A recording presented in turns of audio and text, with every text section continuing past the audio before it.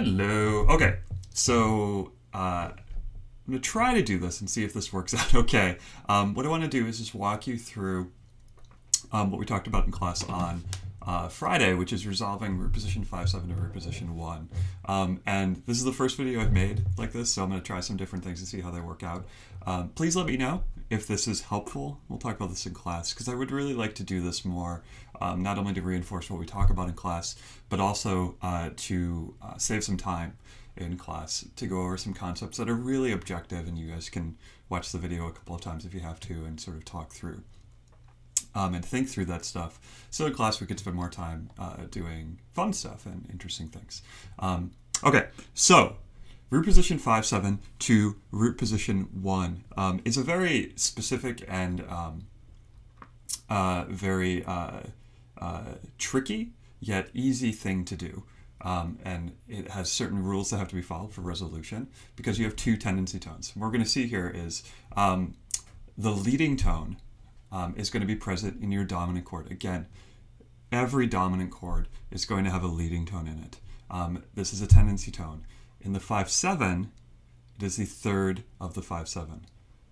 Now, since we're adding a chord seventh, and this isn't a triad anymore, the chord seventh, which is the seventh of the 5-7. Now again, sort of stepping aside for a second, it's not scale degree 7. That's the leading tone. This is the chord seventh of the 5-7. This is another tendency tone. This is your last of two tendency tones that you're going to have until you start having chromaticism next semester. Okay? So the tricky thing is that both of these things have to do something very specific. As I say here, your book calls the chord seventh scale degree 4.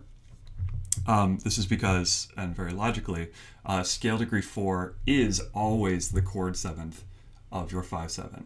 Always, in every key, forever.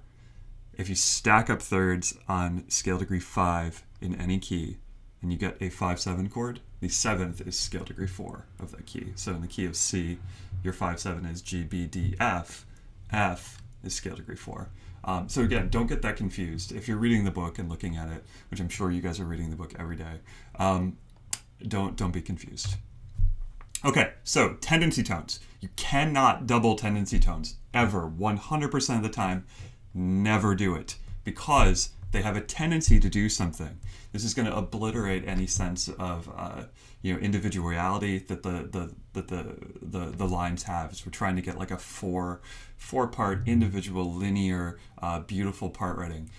If two of the voices have a tendency to do something in particular, they're going to do that together, and you're going to create parallel motion, and it's not good, so don't do it.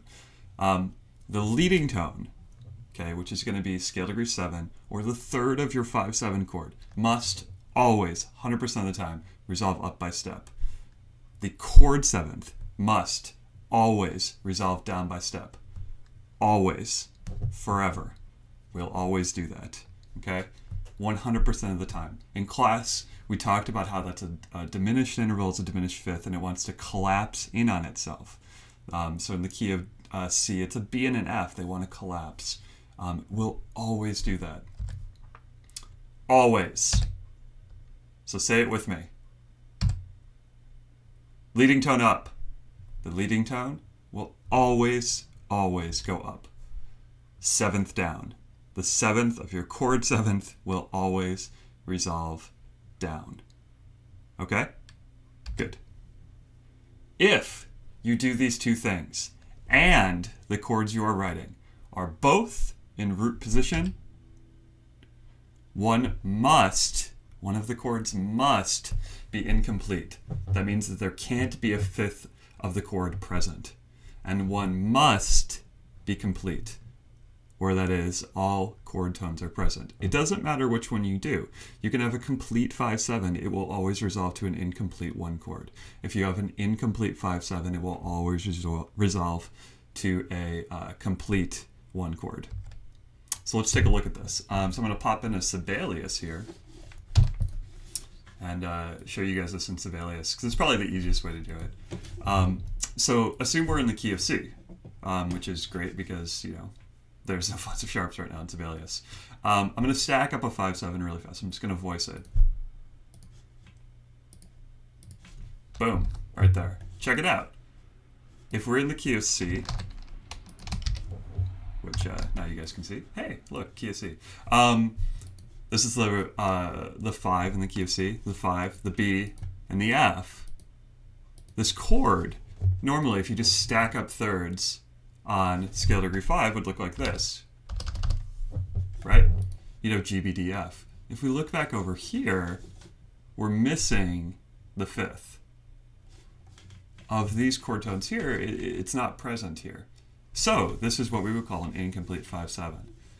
If I were to resolve this parsimoniously using the voice leading that we've been practicing in class, and by following the rules of the tendency tones, that the 7th in the chord, which is the F of G, B, D, F, must resolve down, and at the leading tone in this key, the B, which is the 3rd of the chord, must resolve up, and resolve all the other voices smoothly, we're going to get something that's going to look like this. Imagine this is what the figured bass looks like. You're going to get something that will resolve like this. The G in the bass will resolve there. The G here in the tenor is going to resolve to that G, right? You want to keep it smooth, very, very smooth. Keep common tones if you can. The B here, scale degree 7, will resolve up to the C, because it wants to go T-do. And the F, the chord 7th, wants to resolve down to E. And you get a really nice sounding cadence. Which I think you guys should be able to hear that. If you can't hear that, I'm really sorry.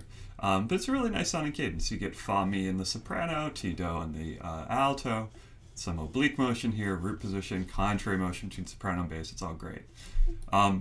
So what would happen if we had voiced this as a complete 5/7? And sorry, I didn't put the 7 in here.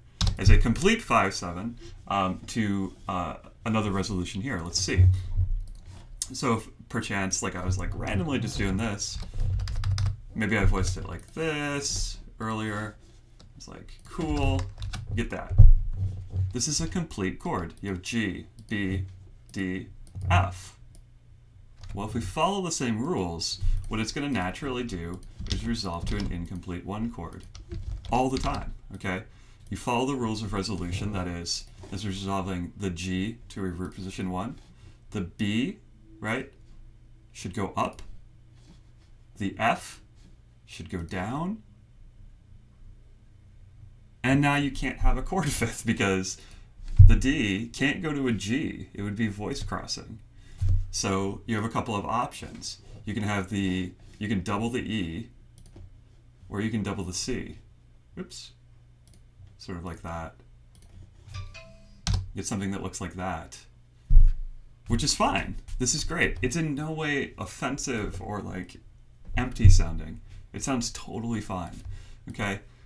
So, this is very, very objective. If you follow the rules of resolution, 7th down, leading tone up, and you voice things from complete to incomplete, incomplete to complete, it will work every time. It's always going to look like that. In your book, again, just so you can see what your book is offering you, sort of a narrative, this is great and really well laid out here. On page 259, hopefully you guys can see that, on page 259, here's the discussion of resolution. And on the next page here, you get this right here. This is exactly what we just talked about. Okay, your author is showing you how the leading tone and all of this is working. This stuff over here is what we're going to start talking about in the next week or so. 5/7 in inversions. This is actually way easier and really, really fun to do. Really great voice leading. Okay, so root position 5/7, root position 1. 100% of the time has to go complete, incomplete, incomplete to complete. Has to. The reason it has to, if you follow the rules of resolution, you have your 7th going down, your leading tone going up, and you follow what figured bass the inversions are telling you. Root position, it's just going to happen. Okay? So hopefully that helps. Please let me know if the video is helpful in a sense of like, kind of recapping, and we'll talk about this more on Monday. Okay? Bye.